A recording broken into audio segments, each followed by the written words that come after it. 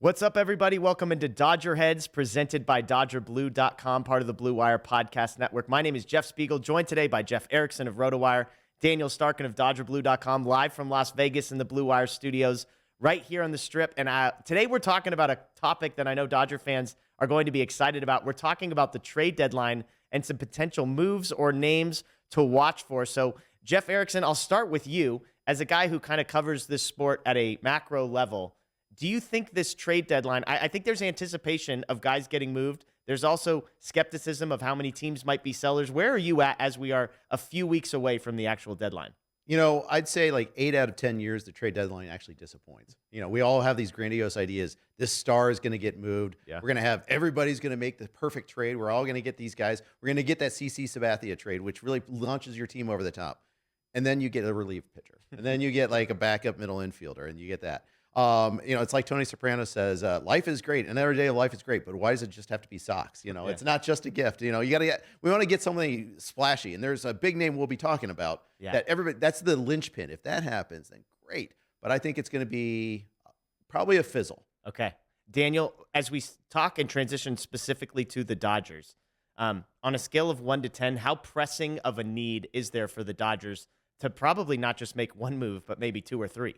I'd say pretty high. I don't know if I necessarily want to put a number on it, but I think moves will be made. I think they got multiple needs to address. As you mentioned, I think starting pitching is at the top of the list for me, at least, and I've been saying that all season pretty much, and I feel like each week like there's another guy that goes down, so it makes that need even more pressing. And then, of course, when you look at the bullpen, there's obviously some room for improvement there as well. So I definitely think moves need to be made, but I also know we've heard Andrew Friedman say time and time again, like prices are never more expensive than they are at the deadline. Yeah. And as of now, there's still a lot of teams that are in the mix. So we're not exactly sure who's going to end up selling, who's going to stand pat, who's going to, buy. There's always a surprise team that goes out and buys as well. So we'll see. I'm not as, there might not be that huge move necessarily, but I definitely think there will be some moves around the edges. Andrew Friedman has already said they need pitching, so I don't think you could be more, more blunt than that. Yeah. Well, let's set the stage before each of us are going to rattle off some names that we think might get moved. And so let me set the stage with teams that might be sellers, where the Dodgers roster is currently at, and then also what the Dodgers might have to offer in a trade. So as far as sellers, there are just 4 teams in the American League that are more than 5 games out of the wild card. That's Detroit, Chicago, the Royals, and the A's. But Detroit and Chicago are still within 8 games of their own division. So whether or not those teams are sellers to be determined. In the National League, St. Louis, Washington, and Colorado are clearly out of it. If you're the Dodgers, are the Rockies going to trade with you? So you start to see how some of these teams that we think might be sellers may not actually come to fruition as far as do they want to move some pieces.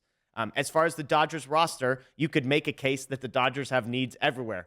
The rotation, Julio Urias has struggled. Tony Gonsolin has struggled. Bobby Miller has regressed. Emmett Sheehan has regressed. Clayton Kershaw is hurt. Dustin May is out for the season. Walker Buehler is questionable to return. Noah Syndergaard is washed. There is a need or 7 in the starting rotation. In the bullpen, we know it's the worst bullpen the Dodgers have had in about a decade. Daniel Hudson, Shelby Miller, Blake Trinan, Fire Eyes, and Alex Reyes all injured and questionable to return. Basically, outside of Evan Phillips, it's a question mark. You could say things have been better. Since June 1st, the Dodgers bullpen has the 4th best FIP as a group in Major League Baseball, so maybe some positive stuff there. Offensively, you might say, well, hey, the lineup is good. 4th in runs, 4th in weighted runs created plus. They have superstars everywhere, but Dodger fans are not used to having a 7, 8, and 9 that are total black holes, and that's what's happened. And then there's question marks. Can Jason Hayward sustain what he's done? What does James Outman look like moving forward? Chris Taylor, can he provide something? Miguel Vargas, Michael Busch, etc. So there are holes everywhere, even I would say on the offensive side.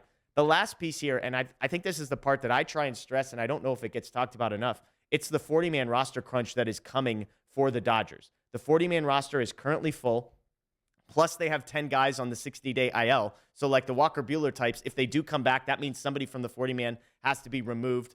And that's not even including guys that at the end of the season, you'd have to make room for all those 60-day IL guys, plus Nick Frasso, Landon Knack, Kyle Hurt, some of their top prospects would need to be added as well. So point being, the Dodgers are going to have to make some trades, I would think, that are like 3-for-1 or 4-for-1 type moves so that they don't just DFA guys or lose people in the Rule 5 draft for nothing. So I'm talking guys like Ryan Pepio, Michael Grove, Gavin Stone, Diego Cartaya, Michael Bush, Eddys Leonard, Yorbit Vivas, DeLuca, Pajes, Vesia, Robertson. All these guys are on the 40-man roster, and do they have a spot come postseason time is the question. So that's the backdrop. So let's briefly rattle off some guys that we think could be trade deadline targets for the Dodgers. Jeff, I'll start with you. As you look at Major League Baseball and specifically the needs of the Dodgers, who are some guys that might be available for the right price that the Dodgers could potentially be interested in? Well, let's start starting pitching first. Yeah. The St. Louis Cardinals are a team that's a huge disappointment this year. They were supposed to run away at the NL Central this year.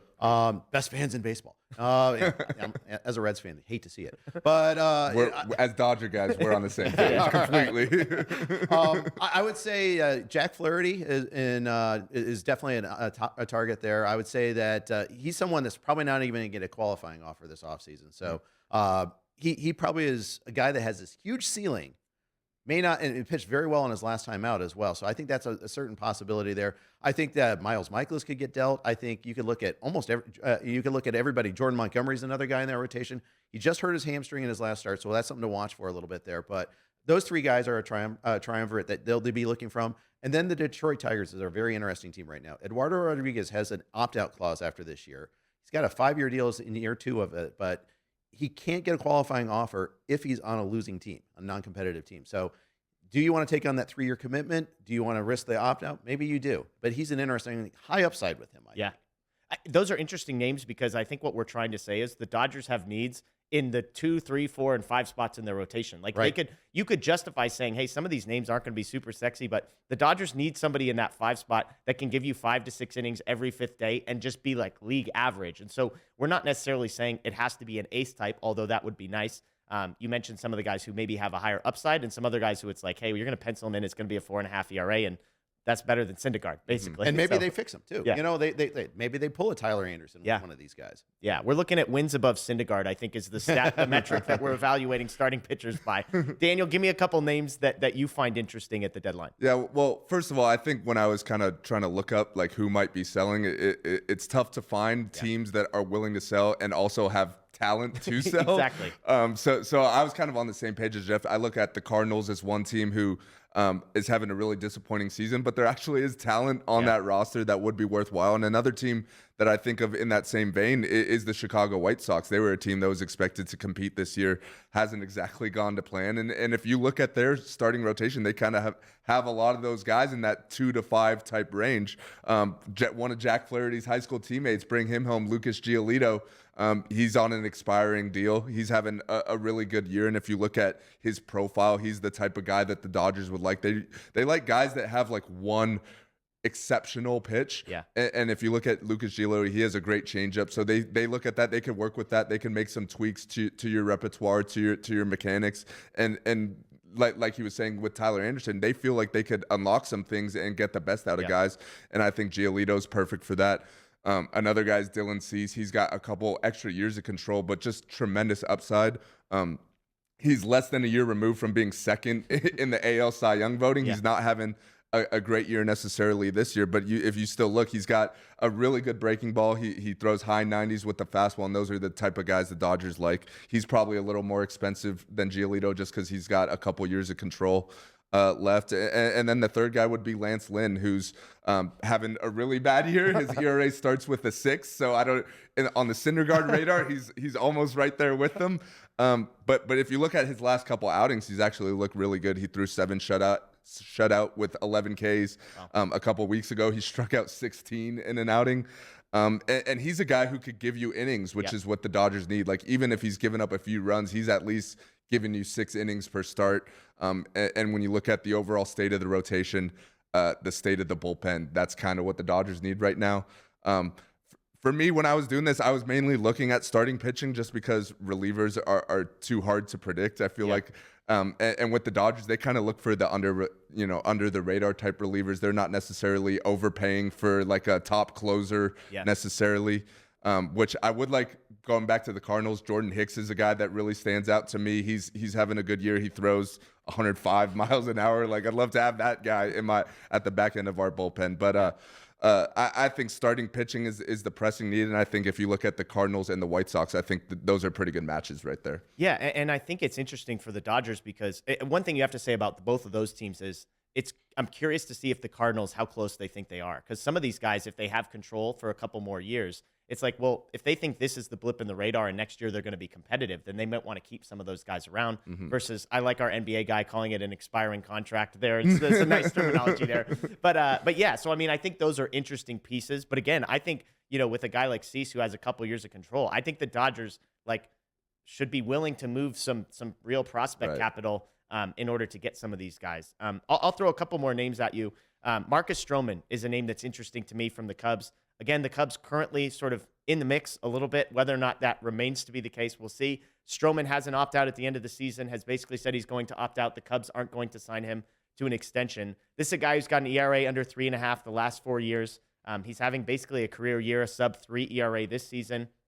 The FIP is pretty good, 3.4. So StatCast, all that kind of stuff, doesn't love him. He's sort of in that middle ground. He probably is a 3.5 ERA type pitcher. He doesn't strike guys out, but he is limiting barrels, so the expected slugging percentage is good. So that's interesting. The Cubs are 7 games out of the division, 6.5 out of the wild card.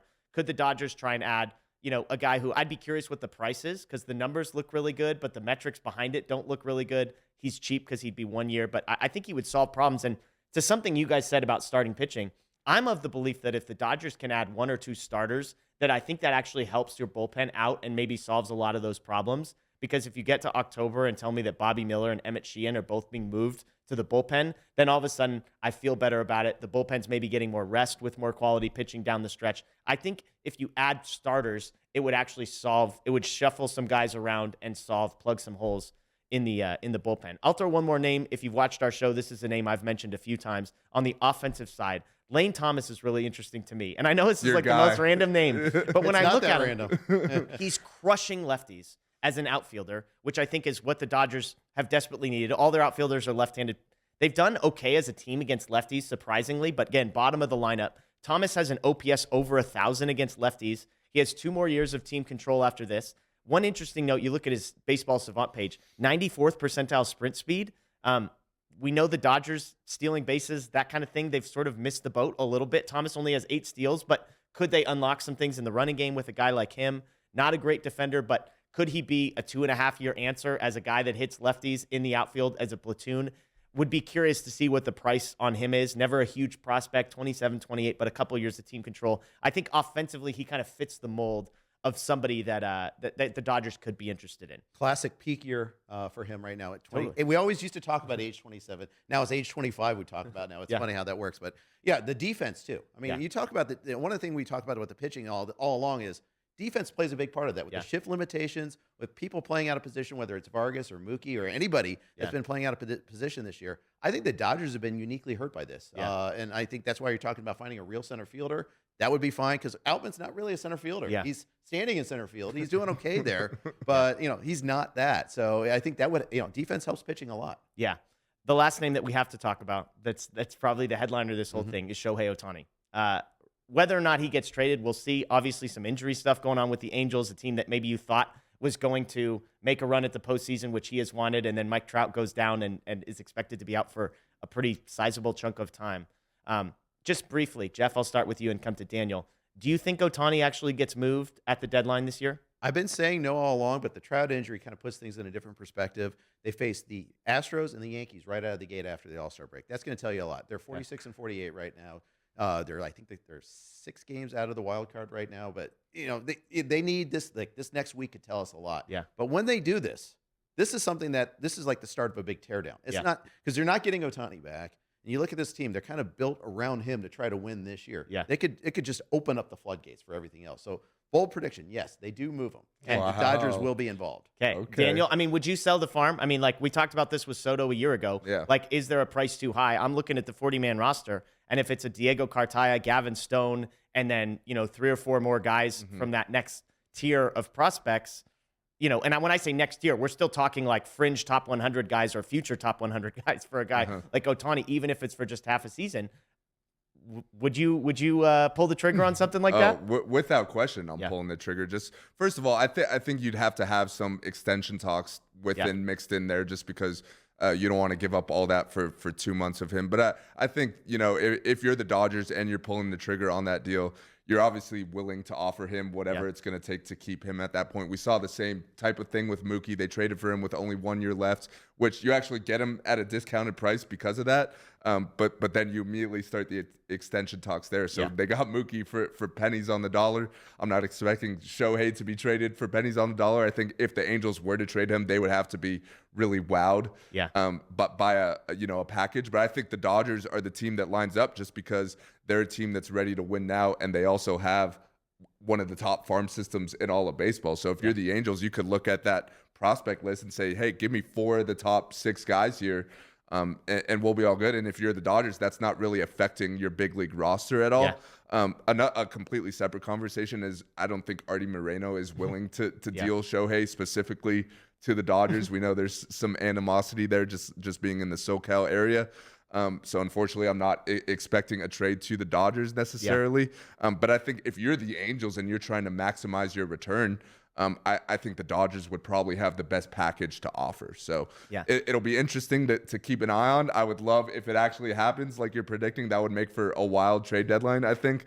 But I think the more realistic thing is signing him in the offseason. Yeah, and I think if you're the Dodgers, getting Ohtani in the building for a couple months is the best sales pitch that you could possibly have. And so it's an investment in, we want the guy in the building. We want him hanging out with Freddie Freeman and Mookie Betts and Clayton Kershaw. We want him living the life of a Dodger, experiencing a postseason run, experiencing an NL West chase, and then recognizing, then when the offseason comes, say, hey, you got to see success. You got to see what the clubhouse is like. Everybody who comes to the Dodgers basically raves about the experience. So get him in the building for 2 months. It makes the sales pitch all that much easier come the offseason. So let us know what you all think in the comments below. I'm curious if there's a name that we've mentioned that jumps out to you, or a guy that you'd be willing to splurge. Maybe we missed some people. I'm sure we did. So we appreciate you watching. Thanks to Jeff Erickson, Daniel Starkand for joining us. Thanks for Blue Wire Studios for hosting us. My name is Jeff Spiegel. This has been Dodger Heads, presented by DodgerBlue.com. And of course, go Dodgers.